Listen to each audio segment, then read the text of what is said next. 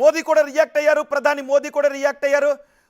వెంటనే తక్షణం తీసుకోవాల్సిన చర్యల గురించి ఆదేశాలు జారీ చేశారు. ఒకవైపు విమాన ప్రమాదానికి కారణాలు ఏంటి అన్న దానిపై ఎంక్వైరీ చేస్తూ అంతకంటే వేగంగా తీసుకోవాల్సిన సహాయక చర్యలపైనే దృష్టి కేంద్రీకరించారు. విమానయాన శాఖ మంత్రి రామ్మోహన్ నాయుడు కూడా ప్రస్తుతం అహ్మదాబాద్కు బయలుదేరి వెళ్లారు. ప్రధాని మోదీ కూడా ఆదేశాలు జారీ చేశారు. రామ్మోహన్ నాయుడుతో కూడా మాట్లాడారు. ఇంతకుముందు రామ్మోహన్ నాయుడు ట్వీట్ కూడా చేసి, ఇదిగో చూడండి ఒకసారి ఆ విమానం జరిగిన ప్రదేశంలో మీకు ఇంకొక ఫ్రెష్ విజువల్స్ మీకు చూపిస్తున్నాం. బిగ్ టీవీ మీకు చూపిస్తుంది ఫ్రెష్ విజువల్స్. ఈ క్షణం ఆ విమానం జరిగిన ప్రదేశంలో చూశారు, కొన్ని మీటర్ల మేర ఎక్కడ చూసినా కూడా పొగలే కనిపిస్తున్నాయి. అంటే ఇదిగో మంటలు చూడండి ఒకసారి. బిగ్ టీవీ స్క్రీన్ పైన మీరు మంటలు కూడా చూడొచ్చు. ఆ విమానం ఎగరలేక ఒక చోట ఎక్కడైతే గ్రౌండ్ ని హిట్ చేసిందో ఆ గ్రౌండ్ ని హిట్ చేసిన తర్వాత విమానం చాలా అత్యంత వేగంగా ఉంటుంది కాబట్టి కొన్ని మీటర్ల దూరం ఆ మంటలు పొగలతోనే వెళ్ళి ఆ చెట్లను అక్కడున్న బిల్డింగ్స్ ని ఢీకొట్టింది. ఇప్పుడు ఆ ప్రదేశం అంతా కూడా చాలా హృదయ విదారకంగా ఉంది. ఎక్కడ చూసినా అసలు సహాయక చర్యలు ఎక్కడి నుంచి ప్రారంభించాలో తెలియని ఆందోళనకర పరిస్థితులు అక్కడ కనిపిస్తున్నాయి. ఆ విమానం ల్యాండ్ హిట్ చేసిన తర్వాత గ్రౌండ్ హిట్ చేసిన దగ్గర నుంచి ఆ విమానం చివరిగా హిట్ చేసిన ప్రదేశం వరకు కొన్ని మీటర్ల దూరం ఉంటుంది. ఆ మీటర్ల దూరం అంతా కూడా ఈ పొగలతో, ఆ విమాన శిథిరాలతో, కాలిపోతున్న విమాన శిథిరాలతో చాలా హృదయ విదారకంగా కనిపిస్తుంది. చూడండి, ఇదిగో ఇంకా అక్కడ మంటలు వ్యాపిస్తున్నటువంటి దృశ్యాలు కనబడుతూ ఉన్నాయి. ఆ క్షణంలో విమాన ప్రమాదం జరిగిన వెంటనే ఆ తదుపరి కొన్ని నిమిషాల్లో అక్కడ ఏం జరిగింది అనేది ఇప్పుడు బిగ్ టీవీ మీకు ఎక్స్క్లూజివ్గా చూపిస్తుంది. అక్కడున్న స్థానికులు కూడా పరుగున అక్కడికి వచ్చారు. కానీ ఎవరు కూడా సహాయక చర్యలు ప్రారంభించడానికి అవకాశం లేదు. ఎందుకంటే అక్కడ దగ్గరకు వెళ్ళటానికి కూడా అవకాశం లేదు. పొగలు, మంటలు వ్యాపిస్తూనే ఉన్నాయి. ఆ విమాన శిథిరాలు చెల్లాచెదురుగా పడిపోయి ఉన్నాయి.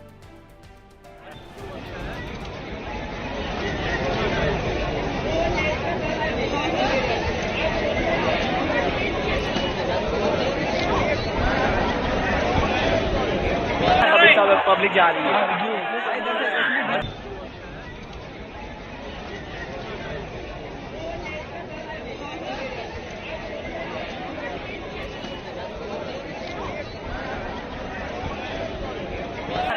पब्लिक जा रही है।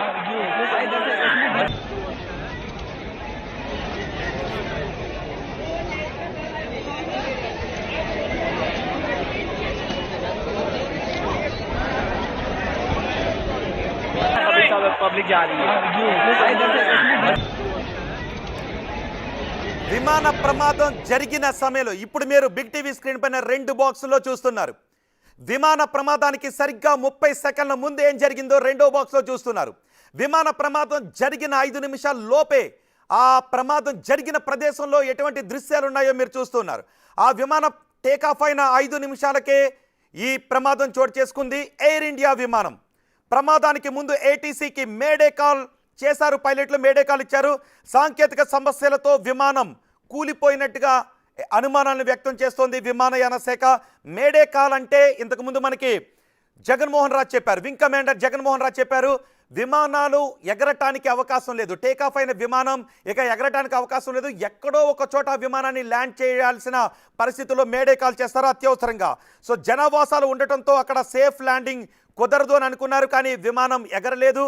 పైలట్ ఎంత ప్రయత్నం చేసినప్పటికీ విమానం ఎగరలేదు.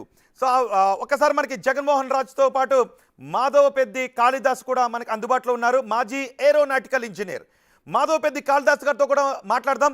కాళిదాస్ గారు, విమాన ప్రమాదం దృశ్యాలు చూస్తుంటే మీకు ఏమనిపిస్తోంది? ఎలా జరుగుండొచ్చు అని అనుకుంటూ ఉన్నారు? మీ దగ్గర ఉన్న సమాచారం ఏంటి ఈ ప్రమాదం గురించి? చాలా బాధాకరమైన దుర్ఘటన అండి. అది అందుతున్న ప్రాథమిక సమాచారము ఎన్నో టీవీ ఛానల్స్ చూస్తున్న దాన్ని బట్టి అర్థమవుతోంది ఏమిటంటే, విమానంలో చాలా తీవ్రమైనటువంటి సాంకేతిక లోపం ఏర్పడి పైలట్ కూడా ఏటీసీకి ఇంకా ఎగరలేము అంటే టోటల్ పవర్ ఫెయిల్యూర్ అయిపోయి ఉండొచ్చండి ఇంజన్ లో. అంటే total electrical failure plus engine లో పవర్ లాస్ అయిపోవడం వల్ల పైలట్ విమానాన్ని ఇక ముందుకి క్రూజ్ చేయటానికి అవసరమైనటువంటి శక్తి కోల్పోయి గాలిలో ఒక బొమ్మలాగా ఉండిపోయింది. సో పైలట్ కోణం లాంటివి ఏమైనా కూడా ఉండే అవకాశం ఉంటుందా? ఇటీవల కాలంలో మనం మొన్న పాకిస్తాన్ కి మనకి యుద్ధ వాతావరణం కూడా చోటు చేసుకుంది. ఉగ్రవాదుల కదలికలు కూడా ఇక్కడ కనిపిస్తున్నాయి. కుట్ర కోణం లాంటివి కూడా ఏమైనా ఉండే అవకాశం ఉంటుందా? ముందు అసలు ఏమై ఉండొచ్చు అన్నది ప్రాథమికంగా ఖచ్చితంగా ఇంజన్ లో చాలా సివియర్ టెక్నికల్ ప్రాబ్లం వచ్చి ఇంజన్ లో టోటల్ పవర్ ఫెయిల్యూర్ అవటం వల్ల ముందు అందుతున్న రిపోర్ట్స్ మీ మీడియాలో వస్తున్నటువంటి వార్తల కథనాలతో చూస్తుంటే పైలట్ కూడా స్వయంగా ఏటీసీకి సంప్రదించారు, ఇక విమానాన్ని నేను నడపలేను అన్న వార్తలు వస్తున్నాయి. బట్ బ్లాక్ బాక్స్ ని విశ్లేషిస్తలే కానీ యాక్చువల్ గా పైలట్ ఏమిటి అన్నారు అన్నది ప్రభుత్వ వర్గాలు director general of civil aviation పౌర విమానయాన శాఖ వారు విడుదల చేస్తారు. డౌట్ వస్తుంది, విమానం టేకాఫ్ అయిన 5 నిమిషాలకే నిజానికి విమానం టేకాఫ్ కావడానికి ముందు దాని ఫిట్నెస్ అంతా చెక్ చేసి ఎస్ విమానం ఎగరటానికి సిద్ధంగా ఉంది అని సర్టిఫై చేసిన తర్వాత అన్ని డిపార్ట్మెంట్లు అప్పుడు మాత్రమే విమానాన్ని టేకాఫ్ చేస్తారు. ఒక్కొక్కసారి చిన్న డౌట్ వచ్చినా విమానాన్ని ఆపేస్తుంటారు. మనం కూడా చూస్తాం డొమెస్టిక్ విమానాలు కూడా ఏదో సాంకేతిక లోపంతో ఆగిపోయింది అని. కానీ ఇక్కడ అలాంటి సర్టిఫై చేసిన తర్వాత 5 నిమిషాల్లోనే ఇలాంటి టెక్నికల్ సమస్య జనరల్గా ఎందుకు వస్తుందంటారు? సర్వసామాన్యంగా ఏమాత్రం రాదండి. ముందు అసలు ఇలా విమానము కుప్పగూలిపోవడానికి ప్రధానమైన కారణము పైలట్ నియంత్రణలో ప్రకృతి వైపరీత్యము ప్రతికూల వాతావరణం అన్నది పక్కన పెడితే మీడియాలో వస్తున్న వార్తలను బట్టి పైలట్ స్వయంగా విమానం ఇంకా ముందుకు పోలేదు, మేము వెనక్కి రావాలి లేదా ఎమర్జెన్సీ క్రాష్ ల్యాండింగ్ అన్న చేయాలి అన్న ప్రయత్నం చేశారు అన్నట్టు కనపడుతోంది. దానికి ప్రధాన కారణం ఇంజిన్ లో పవర్ లోపించటం ప్లస్ టోటల్ పవర్ ఫెయిల్యూర్, అంటే ఎలక్ట్రికల్ సిస్టమ్స్ అన్ని ఫెయిల్ అయిపోవటం, బస్ బార్స్ అన్ని ఫెయిల్ అయిపోవటం, సో జనరేటర్స్ ఈవెన్ బ్యాటరీ కూడా పవర్ అందించాల్సినవి. అసలు కమ్యూనికేషన్ అంటే ప్రైవేట్ కాల్ ఏదో మాట్లాడారు అన్నట్టు చెప్తున్నారు, అదంతా క్లియర్ గా లేదు. బట్ ఏది ఏమైనా పైలట్ కనుక అలా ప్రకటించి ఉండి అదే వాళ్ళు ఇంకా మేడే కాల్ అంటే అత్యంత ఎమర్జెన్సీలో మేము వెనక్కి దింపుతున్నాము అంటే ఖచ్చితంగా టోటల్ పవర్ ఫెయిల్యూర్. ఇంజిన్ లో ఎన్ని ఇంజిన్లు ఉన్నాయి కూడా తెలియదు, 2-4 ఇంజిన్లు ఉన్నాయా, ఎందుకంటే పెద్ద విమానం లండన్ దాకా వెళ్ళాలంటే ఖచ్చితంగా 4 ఉంటాయి. బట్ ఈ మోడల్లో బోయింగ్ లో 2 జెట్ ఇంజిన్లు. సో టేక్ ఆఫ్ టైంలో ఎప్పుడు ఏమవుతుందంటేనండి విమానం యొక్క ఆల్ అప్ వెయిట్ అంటారు, అంటే విమానం బరువు, అందులో ఉన్నటువంటి ప్రయాణికులు, వాళ్ళ సామాన్లు, ఇతర సామగ్రి, క్రూ సిబ్బంది అందరూ కలిపి టోటల్ ఆల్ అప్ వెయిట్ ఉంటుంది. సో ఫుల్ ఫ్యూయల్ తోనే వెళ్తారు అంత హెవీ విమానాన్ని తీసుకెళ్లాలంటే. సో ఇలాంటి ఎమర్జెన్సీ క్రాష్ ల్యాండింగ్ అయినప్పుడు వెంటనే మంటలు అంటుకొని వార్తల్లో చూపిస్తున్నట్టు అత్యంత బాధాకరంగా విపరీతంగా వ్యాపిస్తాయి మంటలు. సో ఇప్పుడు మీరు అన్నట్టు ఈ పవర్ ఫెయిల్యూర్ కి కారణం ఏమిటి అన్నది, అది కుట్రకోణమా, అది టెక్నికల్ గా సిస్టమ్స్ ఫెయిల్ అయిపోయాయా అన్నది విచారణలో తెలుస్తుంది. ఎలాగూ డైరెక్టర్ జనరల్ సివిల్ ఏవియేషన్ వాళ్ళు కోర్ట్ ఆఫ్ ఎంక్వైరీ ఆర్డర్ చేస్తారు. ముఖ్యంగా బ్లాక్ బాక్స్ ని విశ్లేషిస్తారు. పైలట్ కి, ఏటీసీకి, ఎయిర్ ట్రాఫిక్ కంట్రోల్ కి అత్యంత దగ్గరగానే అంటున్నారు కాబట్టి కాల్స్ కూడా స్పష్టంగా ఉంటాయి.